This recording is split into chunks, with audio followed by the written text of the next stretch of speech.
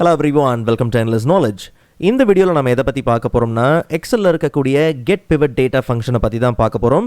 So உங்களுக்கு இந்த வீடியோவில் உள்ள கண்டென்ட் எல்லாமே புரியுதுன்னா மறக்காமல் லைக் பண்ணுங்கள். அண்ட் அதை விட ரொம்ப முக்கியம், இதை பற்றி தெரியாதவங்களுக்கு கண்டிப்பாக ஷேர் பண்ணி விடுங்க.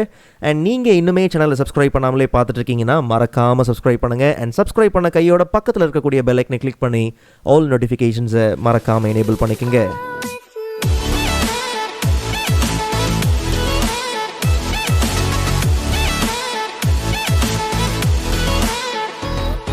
All right, so first of all, எக்ஸலில் இருக்கக்கூடிய Getpivotdata ஃபங்க்ஷனை யூஸ் பண்ணி ஒரு பிவட் டேபிளில் நமக்கு தேவையான குறிப்பிட்ட டேட்டாஸை மட்டும் பிரித்து எடுக்கணும். அதாவது எக்ஸ்ட்ராக்ட் பண்ணி கொண்டு வரதுக்காக இருக்கக்கூடிய ஒரு ஃபங்க்ஷன் தான் Getpivotdata. இன்னும் சுருக்கமாக சொல்லணும்னா நாம் யூஸ் பண்ணுற VLOOKUP மாதிரி தான். Even formulas table lookup and reference குரூப்பில் நம்ம யூஸ் பண்ணுற VLOOKUP, XLOOKUP எங்கே இருக்குதோ அதே இடத்துல தான் Getpivotdata ஃபங்க்ஷனும் இருக்குது. ஸோ அதுக்காக Getpivotdata ஃபங்க்ஷன்லாம் டைப் பண்ணணும்னு எந்த அவசியமும் கிடையாது.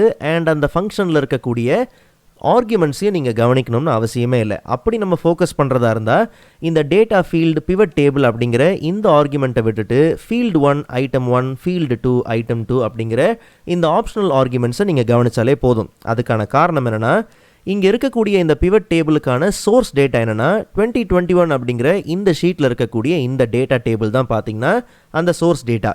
ஸோ இதில் இந்த ஹெட்டிங் எல்லாம் இருக்குது பார்த்தீங்களா, இதுதான் வந்து ஃபீல்டு. அண்ட் அதுக்கு கீழே வரக்கூடிய இந்த வேல்யூஸ் எல்லாமே பார்த்தீங்கன்னா, இந்த டேட்டாஸ் எல்லாமே பார்த்தீங்கன்னா ஐட்டம்ஸ். அப்போது எம்ப்ளாயி நேமுங்கிற ஃபீல்டில் கார்னர்லிங்கிற ஐட்டம், ரீஜன் அப்படிங்கிற ஃபீல்டில் சவுத் அப்படிங்கிற ஐட்டம், இல்லை ரீஜனுங்கிற ஃபீல்டில் நார்த் அப்படிங்கிற ஐட்டம். ஸோ அப்போது நாம் அந்த ஆர்குமெண்ட்டை யூஸ் பண்ணும்போது, நம்ம Pivotdata ஃபங்க்ஷனை யூஸ் பண்ணும்போது பார்த்தீங்கன்னா இதே வேலை தான் செய்கிற மாதிரி இருக்கும். பட் நான் ஏற்கனவே சொன்ன மாதிரி நீங்கள் இந்த ஃபங்க்ஷன்லாம் டைப் பண்ணணும்னு அவசியம் கிடையாது.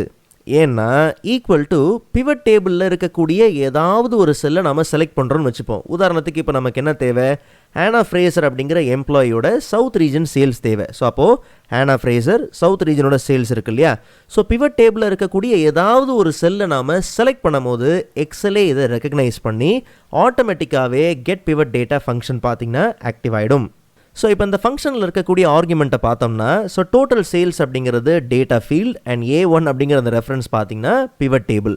ஸோ நல்லா கவனிங்க, நம்ம பிவட் டேபிளை டாப் லெஃப்ட் ஹேண்ட் சைடில் பார்த்தோம்னா சம் ஆஃப் டோட்டல் சேல்ஸ், அந்த பிவட் டேபிளோட ஒரு ரெஃபரன்ஸை குறிக்கிறதுக்கான ஒரு செல் இருக்கு இல்லையா. ஸோ அதை தான் பார்த்தீங்கன்னா ஆஸ் அ ரெஃபரன்ஸாக இங்கே வந்திருக்கு. பட் இப்போ என்ன விஷயம்னா, நான் ஏற்கனவே சொன்ன மாதிரி நாம் கவனிக்க வேண்டியது இந்த field 1 item 1 field 2 item 2. So நான் முன்னாடியே சொன்ன மாதிரி பார்த்தீங்கன்னா ஃபீல்டு 1 அதாவது எம்ப்ளாயி நேமுங்கிற ஃபீல்டில் இருந்து ஹேனா ஃப்ரேசர் அப்படிங்கிற ஐட்டமை எக்ஸ்ட்ராக்ட் பண்ணி கொண்டு வந்திருக்கு.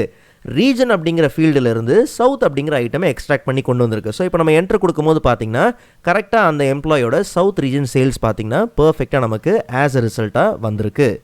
எல்லாம் ஓகே தான் ப்ரோ, ஆனால் நான் கொடுத்து பிவட் டேபிளில் ஏதோ ஒரு செல்லை செலக்ட் பண்ணும் போது எனக்கு அந்த மாதிரி Getpivotdata ஃபங்க்ஷன் வரவே இல்லை. அப்போ அதுக்கான காரணம் என்னென்னா, பிவட் டேபிளில் ஏதாவது ஒரு செல்லை செலக்ட் பண்ணிக்கலாம். அண்ட் கையோட பிவட் டேபிள் அனலைஸ் டேப்குள்ளே போனோம்னா அங்கே நமக்கு ஆப்ஷன்ஸோட ட்ராப் டவுன் உண்டு. ஸோ அதில் கவனித்து பார்த்தீங்கன்னா ஜெனரேட் Getpivotdata அப்படிங்கிற இந்த ஆப்ஷன் பார்த்தீங்கன்னா செக்கில் இருக்கணும், எனேபிள் பண்ணி இருக்கணும். ஒருவேளை இதை டிசேபிள் பண்ணி இருக்குது அப்படிங்கிற பட்சத்தில் இப்போ நம்ம போயிட்டு கொடுக்குறோன்னு வச்சுப்போம். கொடுத்து பிவட் டேபிளில் ஏதாவது ஒரு செல்லை நம்ம செலக்ட் பண்ணுறோம்னா அப்போது ஷீட்டோட ரெஃபரன்ஸ் தான் வருமே தவிர Getpivotdata ஃபங்க்ஷன் பார்த்திங்கன்னா வராது. பட் இப்போ இதிலே பார்த்தோம்னா நமக்கு இன்னொரு டவுட் வரும். என்னென்னா, பேசாமல் ப்ரோ நம்ம வந்து இதே செல் ரெஃபரன்ஸை யூஸ் பண்ணி நமக்கு தேவையான ரிசல்ட்டை எடுத்துகிட்டு வந்துடலாமே. ஸோ இப்போ D10 கொடுத்து என்ட்ரு கொடுத்தோம்னா நமக்கு தேவையான ரிசல்ட் வந்துருச்சு அப்படின்னு பார்த்தோம்னா கிடையாது. ஸோ ஒன்ஸ் நம்ம இதை ஃபில் பண்ணுறோன்னு வச்சுப்போம். ஓகே, எல்லாத்தையும் கரெக்டாக ஃபில் பண்ணுறோம். ஸோ எல்லாத்துலேயுமே பார்த்திங்கன்னா நமக்கு வேல்யூஸ் வந்திருக்கு. ஆனால் இது எல்லாமே பார்த்திங்கன்னா சரியான ரிசல்ட் கிடையாது. உதாரணத்துக்கு கேரல் ரசல் வந்து சவுத் ரீஜனில் 12.619 வச்சுப்போம். ஸோ அப்போ அதே கேரல் ரசல் இங்கே சவுத்தில் செக் பண்ணி பார்த்தோம்னா 15.540. அண்ட் அதே மாதிரி நார்த்தில் பார்த்தீங்கன்னா வெறும் 16,000 தான். ஆனால் இங்கே டேட்டா பார்த்தீங்கன்னா மாறி வந்திருக்கு. ஸோ செல் ரெஃபரன்ஸையும் பார்த்தீங்கன்னா நம்ம ஆஸ் அ ரிசல்ட்டுக்கு யூஸ் பண்ண முடியாது. இல்லை ப்ரோ, எனக்கு தேவையான டேட்டா எல்லாமே பார்த்தீங்கன்னா சரியான ஆர்டரில் இருக்குன்னு வச்சுப்போம். இப்போ உதாரணத்துக்கு இந்த மாதிரி ஆர்டரில் இருக்குது. அப்போ நீங்கள் என்ன பண்ணுறீங்க, ஜஸ்ட் வந்து சவுத்தில் வந்து இப்படி கொடுத்துப்போம், செல் ரெஃபரன்ஸ் எடுத்துக்கலாம். ஜஸ்ட் நம்ம என்ன பண்ணுவோம், ஃபில் பண்ணுவோம். அண்ட் அதே மாதிரி நார்த்தில் வந்து கொடுத்து நார்த் எடுத்துக்கலாம். அண்ட் அதே மாதிரி ஃபில் பண்ணுறோன்னு வச்சுப்போம். ஸோ இப்போ எல்லாமே பார்த்தீங்கன்னா நமக்கு கரெக்டாக இருக்கும். ஆன்சர் ரிசல்ட் எல்லாமே பார்த்தீங்கன்னா பக்காவாக இருக்கும். ஆனால் இதுலேயும் என்ன விஷயம்னா, ஒருவேளை இந்த பிவட் டேபிளோட லேஅவுட் மாறுதுன்னு வச்சுப்போம். இப்போ உதாரணத்துக்கு ஜஸ்ட் நான் என்ன பண்ணுறேன், இந்த ரீஜன் வந்து ரோலையும் வச்சுட்டு அண்ட் எம்ப்ளாயி நேம் நான் என்ன பண்ணுறேன் காலமில் ஷிஃப்ட் பண்ணுறேன்னு வச்சுப்போம். ஓகே, ஸோ இந்த டேட்டாவை கொஞ்சம் நம்ம என்ன பண்ணலாம், மூவ் பண்ணிக்கலாம். Okay, right. ஸோ இப்போ என்ன பண்ணலாம்னா வந்து எம்ப்ளாயி நேம் நான் என்ன பண்ணுறேன் காலம்ஸில் கொடுக்குறேன். ஸோ இப்போ நல்லா கவனித்து பார்த்தீங்கன்னா நமக்கு தேவையான இந்த பிவட் டேபிள் லேஅவுட் பார்த்தீங்கன்னா கம்ப்ளீட்டாக என்ன இருக்குது, சேஞ்ச் ஆகிருக்கு. சேஞ்ச் ஆனதுக்கப்புறம் கவனித்து பார்த்தீங்கன்னா இங்கே நமக்கு ரிசல்ட்டும் பார்த்தீங்கன்னா கம்ப்ளீட்டாக என்ன ஆயிருக்கும், சேஞ்ச் ஆகிருக்கும். நல்லா கவனித்து பாருங்கள், கார்னர் ஏப்ரஹாமோட சவுத் ரீஜனோட சேல்ஸ் எவ்வளோ 45,110 இல்லையா? ஆனால் இங்கே பார்த்தோம்னா நமக்கு என்ன வந்திருக்கு, எதோட ரிசல்ட் வந்திருக்கு 45,110 அப்படிங்கிறது கேரல் ரசலோட கிராண்ட் டோட்டல் பார்த்திங்கன்னா வந்திருக்கு. ஸோ கம்ப்ளீட்டாக பார்த்தீங்கன்னா நமக்கு என்ன ஆயிரும், ரிசல்ட் சேஞ்ச் ஆயிரும். ஸோ அதனால் பிவட் டேபிளிருந்து நமக்கு தேவையான டேட்டாவை எக்ஸ்ட்ராக்ட் பண்ணுறதுக்கு Getpivotdata Function தான் நம்ம யூஸ் பண்ணணும்.